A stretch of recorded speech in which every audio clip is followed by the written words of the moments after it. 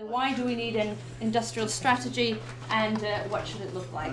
And of course it's extremely timely to have this discussion. We have a green paper that came out in January building our industrial strategy, and I think there's about 5 or 6 weeks left to respond to that paper.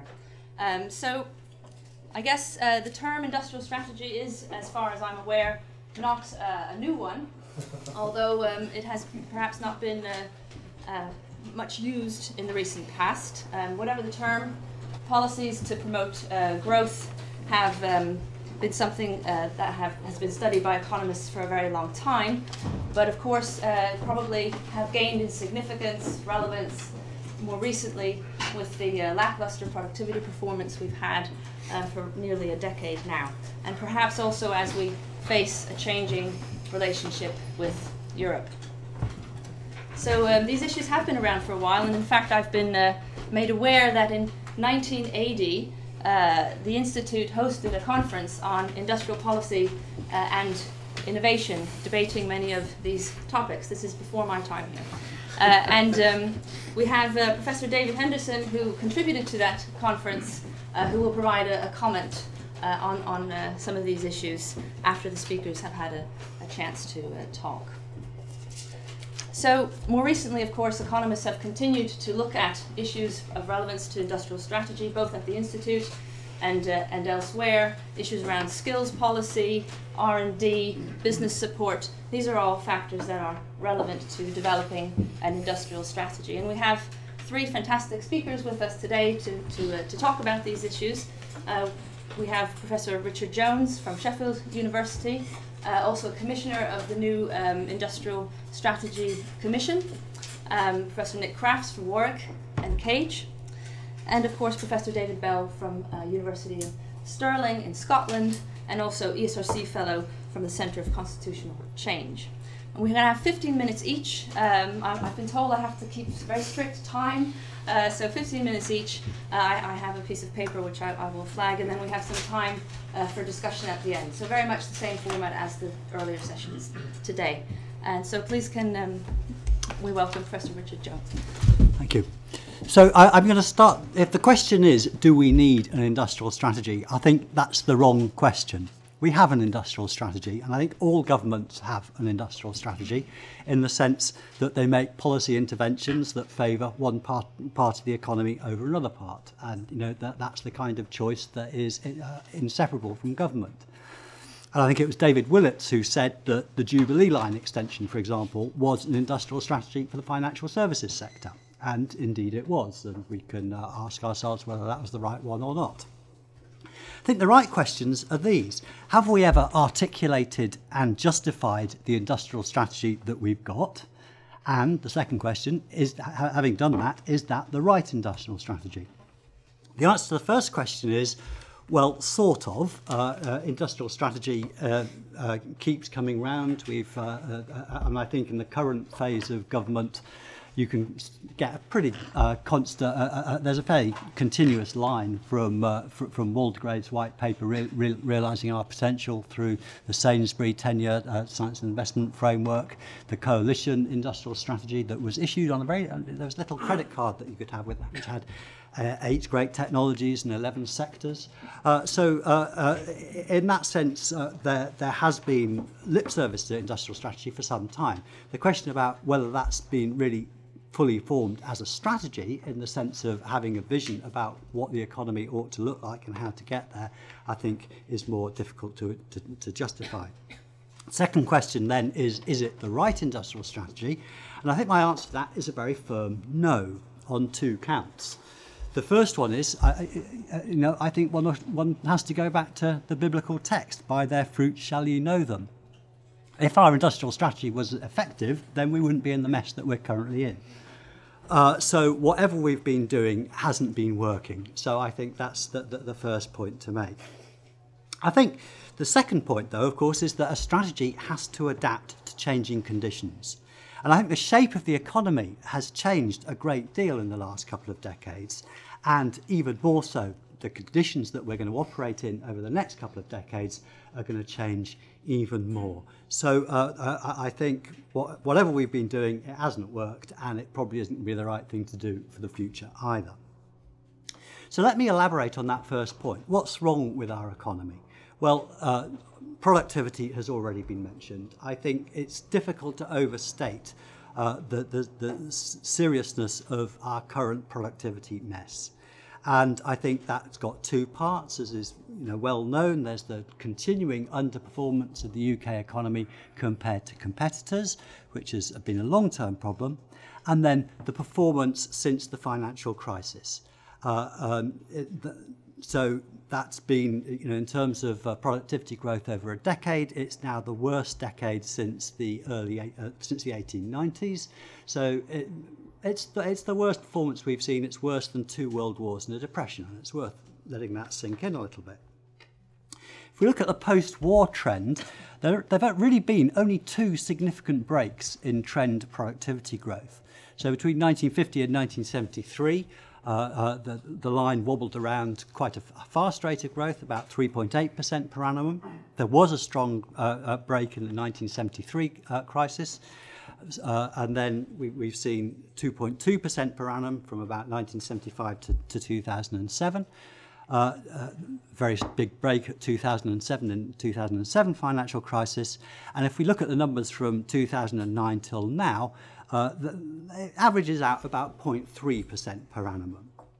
And as we saw yesterday in the OBR projections, the OBR have been confidently predicting that productivity growth would resume since 2011, and every year they've been disappointed.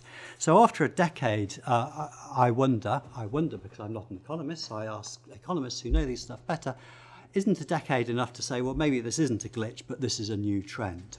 And of course, this translates directly into stagnation in GDP per capita, and which is down £5,700 per capita on the pre-crisis trend, according to the Resolution Foundation's figures, and indeed to stagnating wages.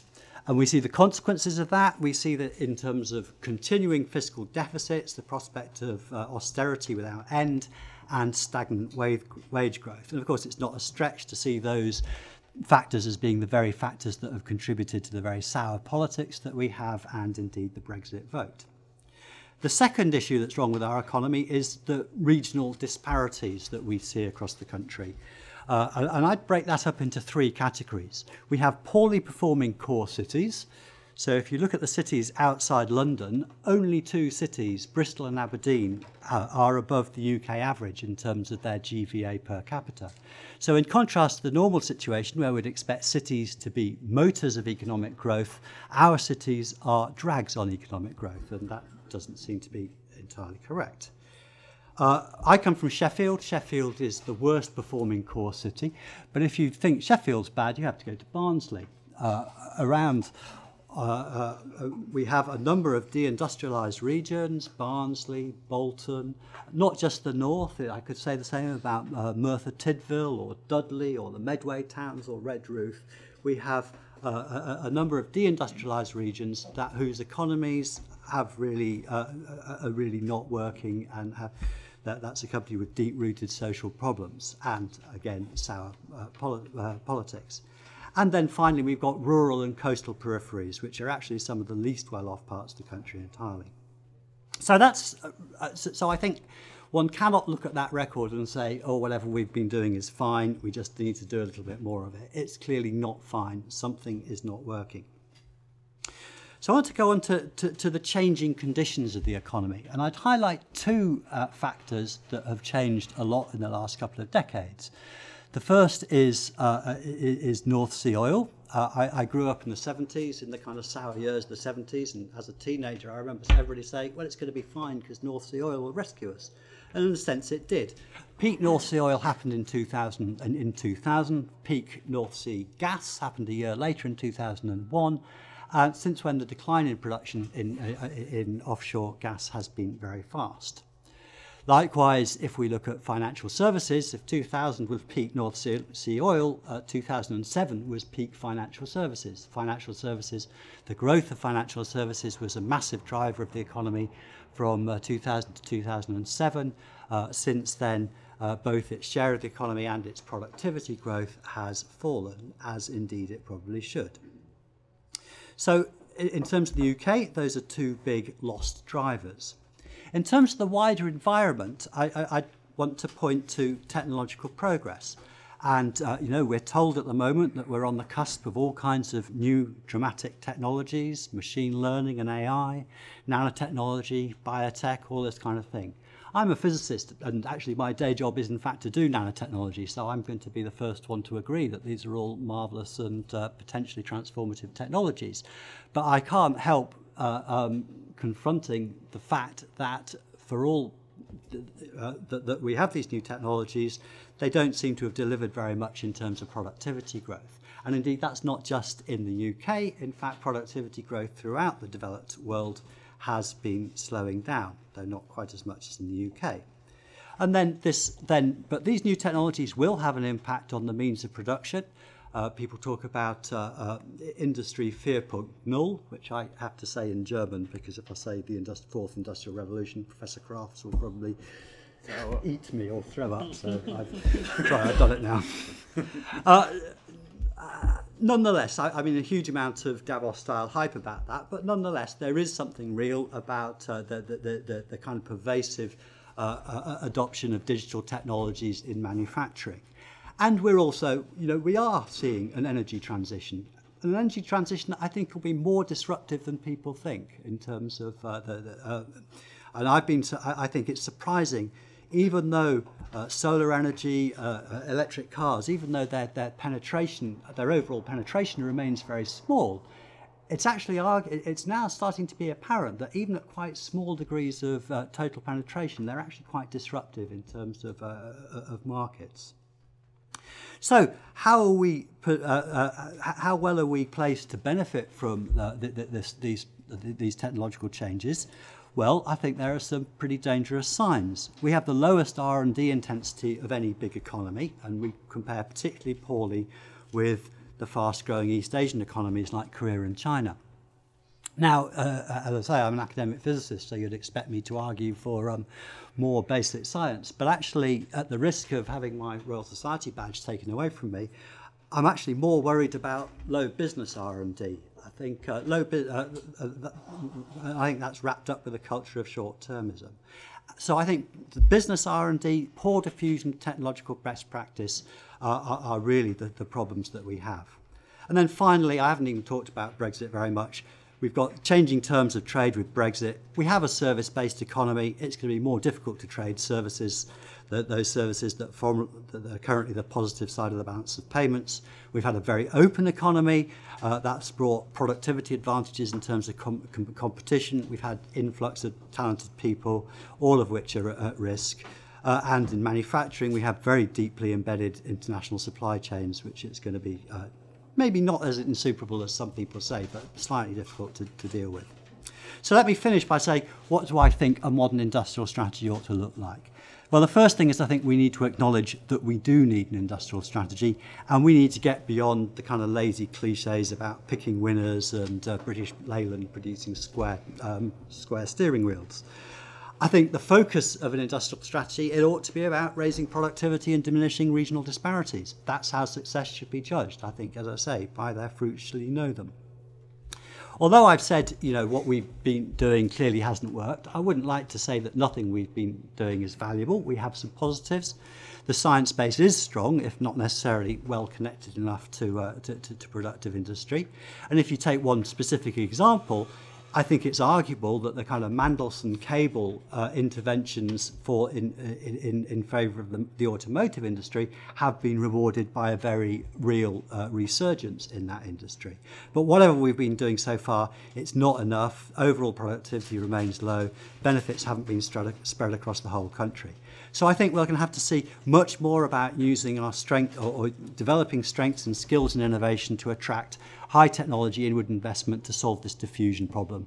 And again, I'm in Sheffield.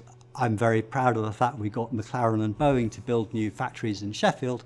That's great. It'll bring some jobs in, but what's really important about it is that it will raise the general aspirations and abilities of the rest of our industry. But finally, I think government is going to need to work much more directly to drive the development of new technology. And I think it needs to concentrate on those places where the government isn't going to be able to deliver on its goals without innovation. For an example, I think it's easy to say, but I think it's still important. Making the transition to a low-carbon economy is one example.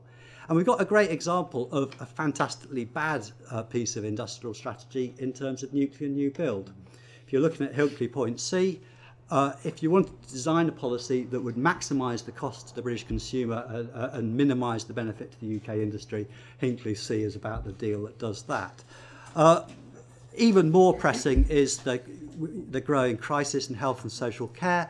You know, we spend 100 billion quid a year on the NHS, and frankly, the structures that we have in place are pretty much designed to suppress innovation and new technology rather than develop them and benefit from them. So I think we do need an industrial strategy. It ought to be about the government working with the private sector to drive innovation that we need to meet the strategic goals of the state. And at the end of this all, actually, I think the state needs to step back and start to think what its strategic goals actually are. Thanks. Thank you very much. Next up is Professor Nicholas Crafts. Thanks, Rebecca. Okay, I should say to Richard that I come from Mansfield, which I think has been approximately shut down for the reasons that you gave. I've chosen my title with a sort of sarcastic thought about what a British Trump might do. So the answer, of course, to that question is no. But I'll try and give you a better sort of no as we go along. Okay, now, if we think about industrial strategy, putting my economist's hat on, first thing I think we should note is that a recent piece in Vox EU actually has polled UK economists and came to the conclusion, reported that they quite strongly think a new industrial strategy is needed. So they were positive about that, but they also said pretty firmly they doubted that the government could deliver it, or deliver it well, or deliver it effectively. I think as an economist we would want to think about which market failures is an industrial strategy aimed at correcting, and do we have some sort of efficient correction in there. But secondly, we need to recognise that industrial policy is, or has been in the past, prone to government failure. Government failure is the sort of thing which is pursuing votes rather than economic efficiency. It's conventional and I think quite useful, although it has some limitations. For what I want to say in the next 5 minutes, I think it's probably quite useful to distinguish between horizontal industrial policies and selective ones. I'll give you a definition on the next slide in a moment. I'm going to argue that better horizontal policies would be my top priority, and I certainly think there are some weaknesses, some serious weaknesses in what we've been doing and some overlap with what Richard said there. The last bullet point I perhaps better explain a bit more carefully. Brexit makes a difference. Yes, Brexit makes a potentially quite important difference in terms of increasing the potential scope for more selective industrial policies. British policy has been constrained by membership of the EU and EU state aid rules. EU state aid rules essentially prohibit aid, and the aid is defined in all sorts of ways. It includes grants, subsidies, soft loans, whatever you might think of, which affect the sort of competitive position of a sector and have a material effect on trade. WTO rules also clearly have some limits on selective industrial policy, but I think my reading of the story is there's actually quite a lot more leeway for selective policy there, and we have seen quite a lot of it in use by WTO members recently. The second difference that Brexit makes, I think, is to put a lot of pressure on the government to adopt more selective policies. This is going to be, I think, in the context of threats to leave the UK. It's going to be in the context of worries about still being able to attract FDI or keep in the long term the stocks of FDI which are already here. It will be very expensive, I suspect, to try to address that by horizontal policies. The temptation will be selective. Left behind voters, I think Sasha talked about those in effect this morning, in terms of the people who voted for Brexit, in terms perhaps of the people who support UKIP, and there clearly was quite a big overlap. I think we know that these are people who are relatively old, relatively badly educated on average, at least we think we know that. I think those voters are expecting from Brexit protection rather than liberalisation. I think that's quite an important aspect, and I think there's a strong tension in the government's Green Paper between modernising the economy in inverted commas and protecting or bringing up to speed regions or people who've fallen behind. I think there are potentially trade-offs there which the Green Paper just doesn't recognise. Or probably the people who wrote it recognise it, but was not politic to put it in the document, perhaps. Types of industrial policy then, horizontal policies are aimed at general activities like, say, innovation. They probably aren't sector neutral in terms of some sectors stand to gain more than others, but they're not specifically aimed at improving a sector's position. So an example, I think, of a neutral policy in innovation would be an R&D tax credit, approximately. In terms of innovation policies of the past, perhaps that would be picking winners. We backed particular national champions. We aimed to favour very strongly particular technologies. Soft industrial policy is possibly what the coalition was trying to do. If I'm going to try and offer a set of areas where horizontal industrial policies could do better, I'm going to offer you this list in a moment and just make a couple of comments about each one.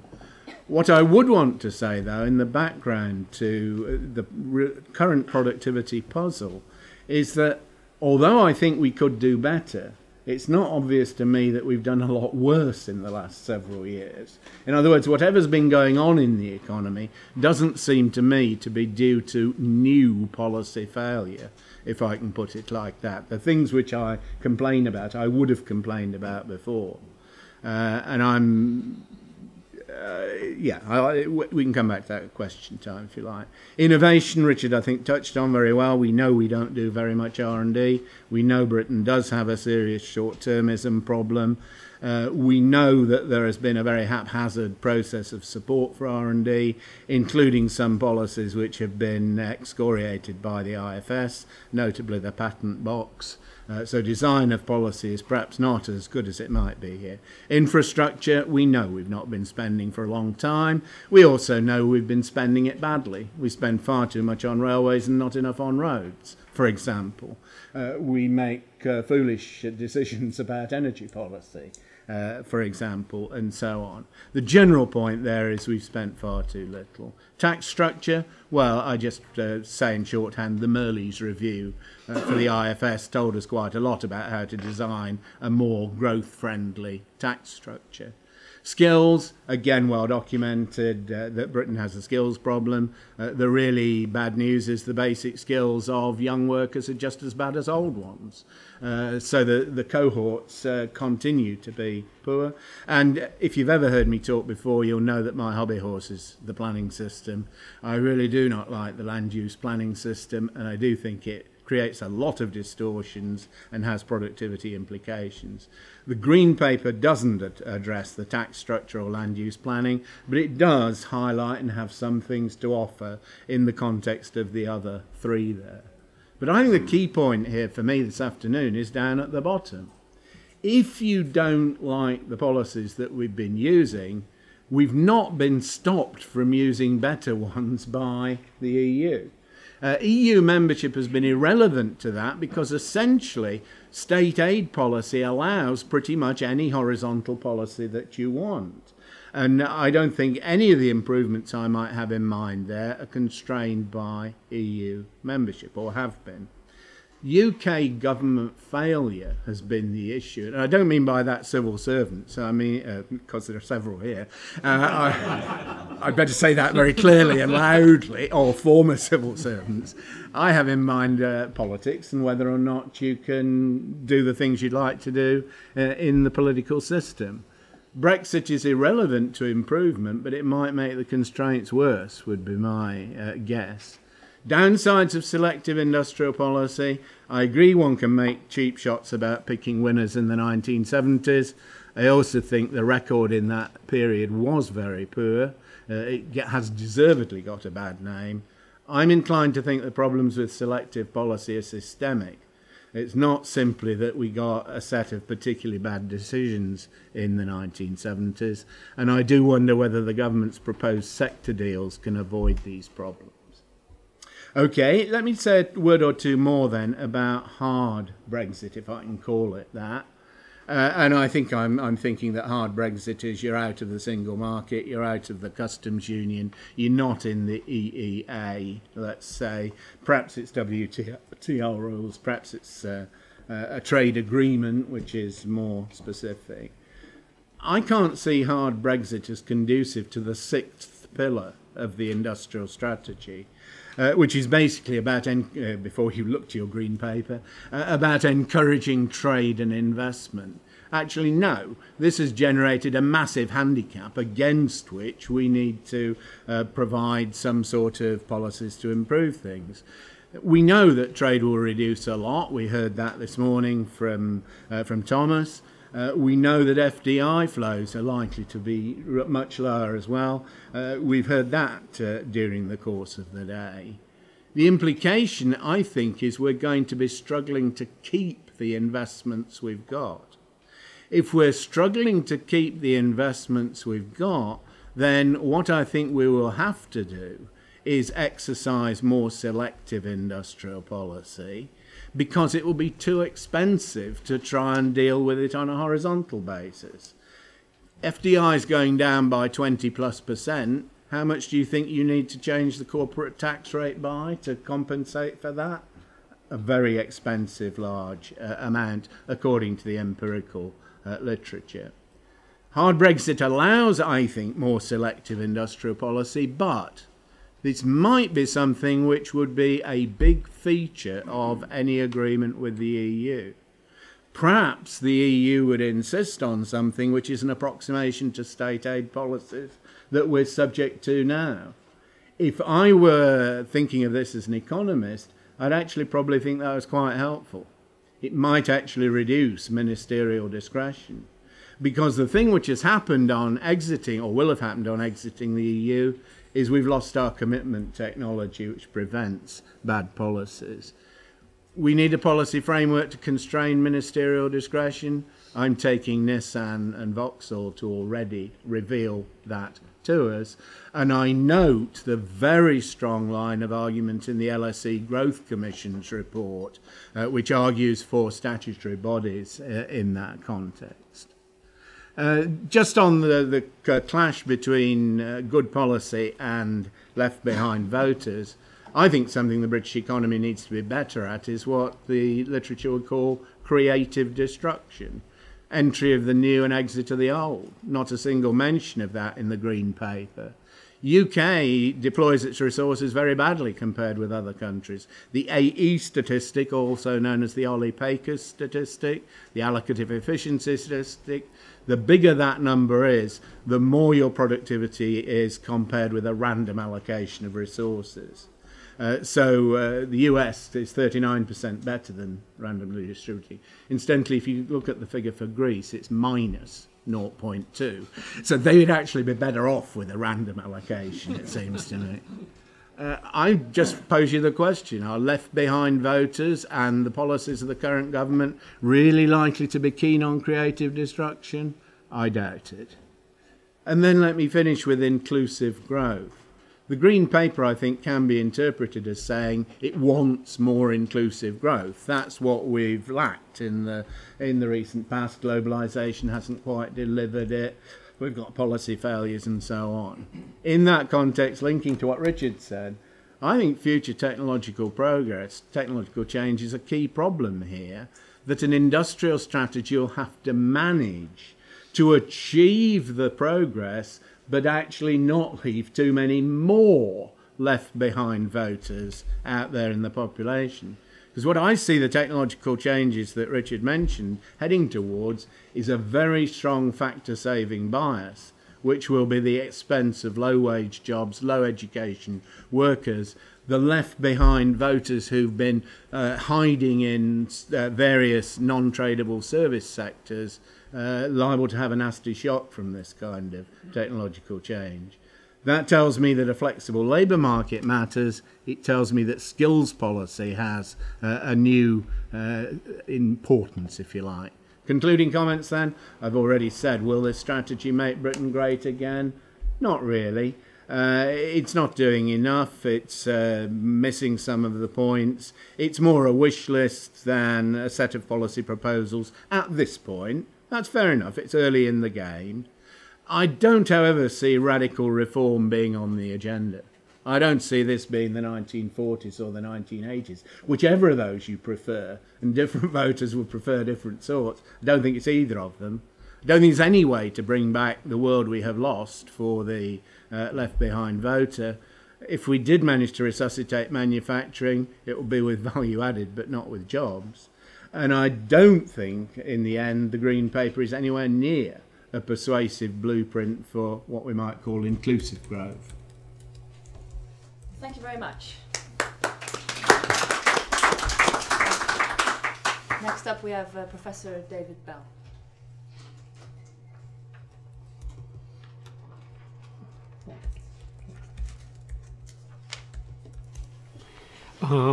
Thank you. Thank you to Angus and Sasha for organising this. I'm going to focus mainly on regional policy, but I'm going to touch on a number of the issues that have already been brought up by Richard and Nick, because regional policy and that's all right, I can do it with this. Regional policy and industrial policy are closely linked. So what I'm going to do, this quote here is actually from a paper in Regional Studies in 1997, commenting on the previous 70 years of regional policy in the UK. I don't think we're at that much of a different point now than we are then, except insofar as the nature of the problem has changed, because, as Richard was talking about earlier, the changing conditions of the economy. I'm not going to focus in general on regional policy in general, but I'm going to talk more specifically about the existing EU structural funds and more generally area-based policies, as I describe them, and we'll define them later, and see or speculate what might be done with that funding, and indicate that these issues are going to actually add to the many complications that we've already discussed today in relation to the Brexit process. I've also looked at the Green Paper, and my comment seems to pick up on the general theme. I thought it tries to be all things to all men. And women. But you'll see why I think that as we go through this. So the first point I want to make, and I'll go through 3 or 4 slides quite quickly, is that the problem is not now one of unemployment disparities, it's one of income disparities.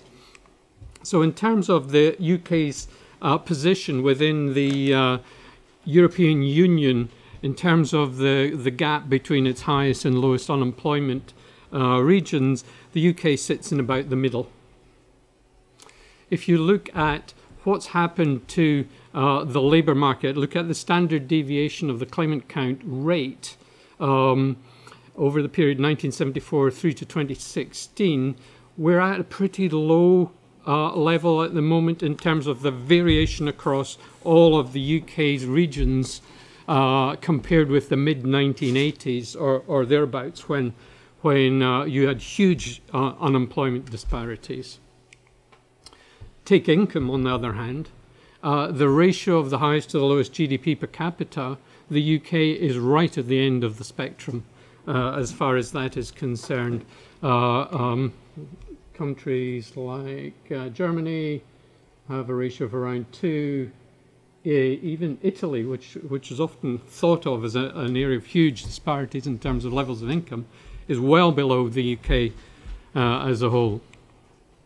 So what the EU structural funds have tried to do, they have used an income-based measure to reduce, the intention is that they reduce spatial disparities across the EU, and for the 2014-2020 round, areas are classified as more developed, transition, or less developed areas. And this is quite interesting in one sense, in that we're using an objective measure to determine which areas are eligible for funding and those that are not. And there you get the map, the current EU structural funding map. The red areas are those that are can receive the highest levels of funding. The greens are the intermediate, and the Highlands of Scotland are rural. And that maps quite closely here on the GVA per head, with the lowest levels of GVA per head again in Wales and Cornwall. So the EU is making an effort to capture the income disparities, one might argue. If you go to a different, you might say, well, that's subjective, but objectivity will partly depend on how you determine your geography. If you look at NUTS 3 regions, greater spatial disaggregation, the contrasts are even bigger. So you maybe can't read that, but Camden and the City of London, GVA per head in 2015 was 292,000. That compares with the Isle of Anglesey at 13,400. Huge disparities in terms of GVA per head. And of course, this links, although Sasha's done a lot more work on this, Brian Bell and Steve Machin have also done some work on income levels and a support for the leave outcome. So that's shown in this diagram here. This is the map of the regions that voted for leave, with Wales as a whole voting for leave, but those parts which were eligible for the highest levels of funding not voting for leave.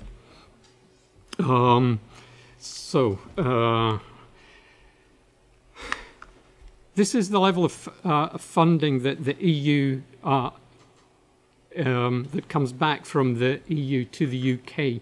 Most of that funding is what I would call area-based. It's tied to specific locations. Much of it to agricultural funding. That's the largest, the blue, the European Agricultural Fund here. Then there's the European Agricultural Fund for Rural Development, the European Regional Development Fund, the European Social Fund, and there's a bit left over, which is for things like Horizon 2020 and so on. But these four funds are pretty much tied to locations for all, because they are part of the EU cohesion strategy.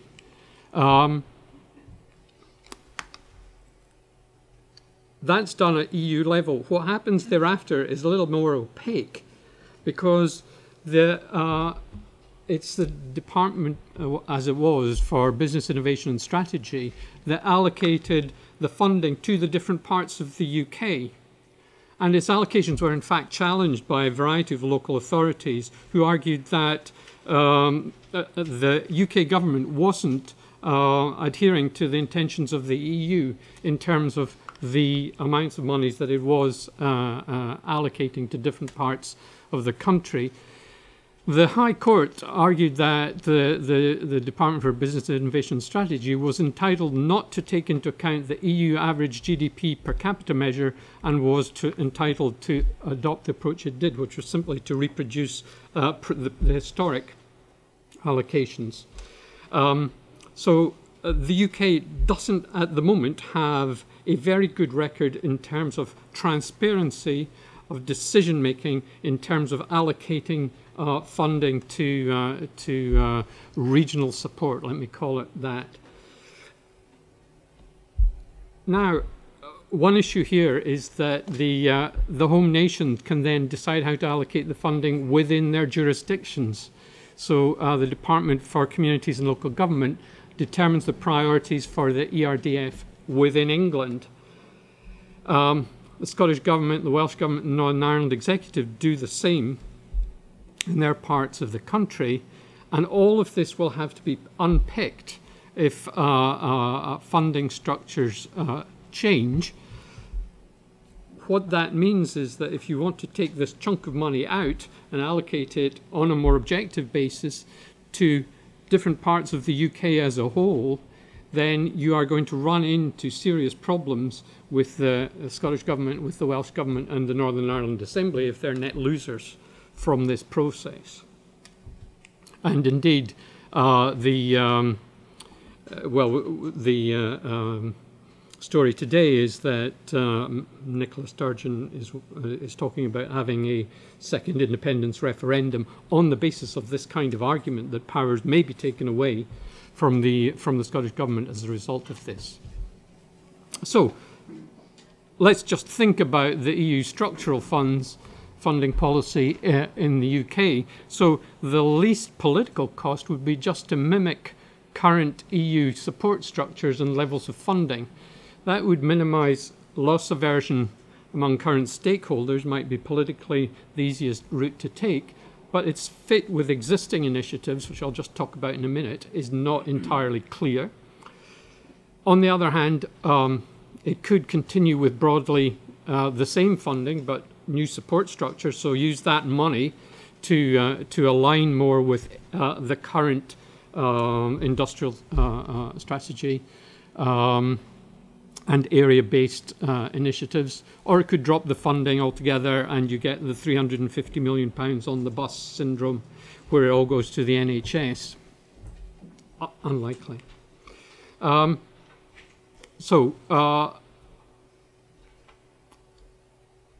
The post-Brexit regional policy, what is the objective?